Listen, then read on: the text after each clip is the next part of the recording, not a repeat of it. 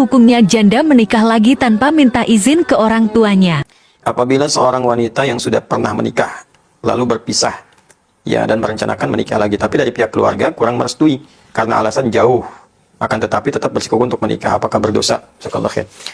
Kasus ini kalau kita lihat dalam Al-Quran, teman-teman buka Al-Quran surah Al-Baqarah, ayat 232. Ya, wa idza talaqtumuhunna ya fabalaghna ajalakunna fala ta'dhuluhunna ay yankahna azwajakunna idza taradaw bainahum bil ma'ruf. Ya dzalika yu'adzu bihi man kana minkum yu'minu billahi wal yawmil akhir. Baik, kata Allah, bahkan di ujungnya dzalikum azka lakum athhar, ya. Nah, Allah menyampaikan jika seseorang laki-laki pernah mentalak perempuan, ya, cerai di sini. Suami istri bercerai. Nah, kemudian yang perempuan itu berniat ingin nikah lagi. Nah, dia punya calon pengen nikah lagi, tapi bukan karena cerai ini karena faktor orang ketiga, bukan. Kalau itu minta cerai karena alasan orang lain, itu dosa hukumnya. Ingat, orang perempuan yang minta cerai bukan pada hal yang dibenarkan oleh agama, tidak dibenarkan secara syariat, maka diharamkan baginya mencium bau surga. Hati-hati. Ya, jadi perempuan-perempuan hati-hati. Kecuali kalau syarat satu dibenarkan. Ya, kalau dari perempuan misalnya minta mengajukan khulu' karena perilaku laki-laki, misal, mohon maaf, dibuktikan secara meyakinkan menzalimi secara fisik, ya, bisa menyebabkan misalnya fisik terluka, bisa mengancam kepada nyawa, ya. Atau yang kedua, bisa mengancam kepada iman. Ada yang ke fisik, ada kepada iman.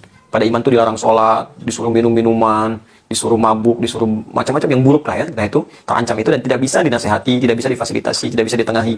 Maka boleh mengajukan khulu namanya, ya, untuk perpisahan. Nah, ada yang kedua, kasus suami menceraikan istri karena alasan tertentu. Nah, kata Al-Quran, kalaupun kemudian terjadi perpisahan itu, lalu si perempuan mendapatkan calon yang dia lihat bisa menjadi imam yang baik, ya, persyaratan kebaikan terpenuhi secara syar'i, maka nasihat Al-Quran, fala ta'dhuluhunna, kata Allah, hei para wali, nah, jangan persulit mereka untuk menikah. Ya, beri jalan. Nah, Al-Quran itu sangat indah, sangat sayang, karena tidak mudah status perempuan yang baru berpisah, apalagi di masyarakat disebut dengan nama tertentu, mendapatkan pasangan-pasangan yang bisa membimbing kembali, itu tidak mudah. Ya, tidak mudah. Karena itu Al-Quran begitu melihat peluang seperti itu, dicek dulu. Kalau memang orangnya baik, tidak menyulitkan, dan berkomitmen menjadi imam yang baik di keluarga, maka permudah, jangan persulit. Karena tidak mudah menemukan lagi kemudian orang ini membimbing. Nah, jadi itu kondisinya. Nah, ini alasannya karena jauh. Alasan jauh itu kan relatif. Ya, jauh sekarang mudah dijangkau. Ya, ada dengan jauh itu termasuk bukan termasuk syarat syariat. Ya, bukan termasuk syarat syariat. Coba bayangkan, bukankah banyak juga seorang orang ber-LDR, ya, masya Allah ada hubungan jarak jauh gitu.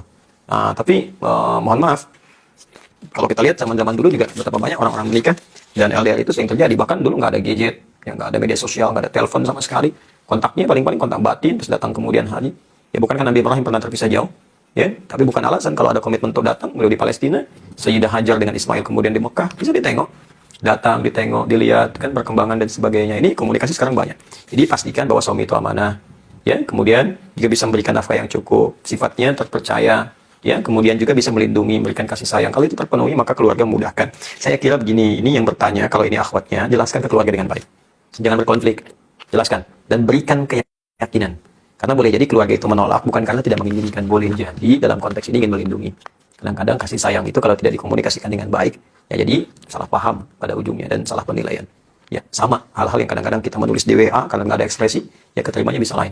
Maka jelaskan sepenuhnya, sampaikan bahwa Alhamdulillah, boleh jadi ini hikmahnya Allah kirimkan, seorang pasangannya lebih baik, dia perhatian, dia jujur, dan ini bukti-buktinya, keluarganya begini, kenali keluarga dulu, tanyakan. Nah, kalau memang baik, mohon ridhonya. Ya, kalau ada yang kurang, mohon tunjukkan supaya kami perbaiki sebelum menuju ke pernikahan. Itu lebih bagus. Ya, jadi daripada merajut konflik gitu yang tidak dibenarkan. Lagi sekarang bulan Ramadan, ya, kalau ini kemudian kita ingin sampaikan. Saya kira itu, teman-teman, cukup dulu ya. Demikian saya kira, semoga bermanfaat. Jika ada yang benar, itu pasti dari Allah dan Rasulnya. Sebagai petunjuk untuk membuat kita lebih baik. Tapi kalau ada yang salah, itu mutlak kesalahan saya pribadi. Ya, sudah capek kalau digali, ya pasti akan ketemu salah saya. Cukup dikoreksi, nanti saya betulkan, kemudian ambil pendapat ustaz lain yang lebih baik. Ya, itu akan lebih mulia, lebih objektif, dan insya Allah berdiri baik, insya Allah subhanahu wa ta'ala. Subhanakallahumma bihamdika asyhadu an la ilaha illa anta astaghfiruka wa atubu ilaik wa akhiru da'wana alhamdulillahi rabbil alamin. Allahu minkum, al hidayah. Assalamualaikum warahmatullahi wabarakatuh.